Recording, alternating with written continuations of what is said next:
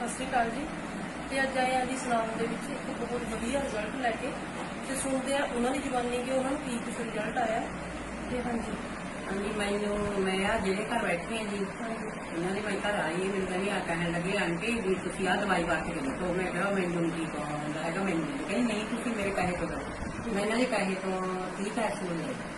30 capsule ले मैं 2 रोज ले मैं 5-4 दिन बाद कहा भी वाले मेरे पास शीशी दे दे भी मैं तो बहुत ठीक हाँ मेरे गोडे भी दुखते थे मेरे डिस्क की प्रॉब्लम थी मेरी ढूंढी भी थी वो सही हुई थी मैं हाँ अज मैं आए है बहुत वधिया काम कर ला नहीं बहुत ठीक हाँ और वजन वजन भी बाजन भी घट गया मैं बहुत एक दूनी भर जी 5-7 किलो मैं चुने रही मैंने बताया रेट टोकदा भी तुम पतले हो गए फिर ਕਿੰਨਾ ਟਾਈਮ ਹੋ ਬੰਦੇ ਨੂੰ मैंने 1.5 महीना हो गया हाँ पहली तरीक में लगी थी मैं ਤੁਸੀਂ ਖੁਸ਼ ਹੋਏ ਪ੍ਰੋਡਕਟ ਨਾਲ हाँ जी मैं खुश हाँ ਔਰ ਕੀ ਕਹਿਣਾ ਚਾਹੁੰਦੇ ਹੋ ਲੋਕਾਂ ਨੂੰ ਵੀ ਆਪਣੀ ਵਰਤਣਾ ਚਾਹੀਦਾ हाँ जी ये दवाई बरतनी चाहिए जी ਦੁਬਾਰਾ सब ਕਿਹੜੀ ਹੈ ਇੱਕ ਵਾਰੀ हाँ जी सब ठीक हो जाओ मेरी कोई तकलीफ है किसी तरह की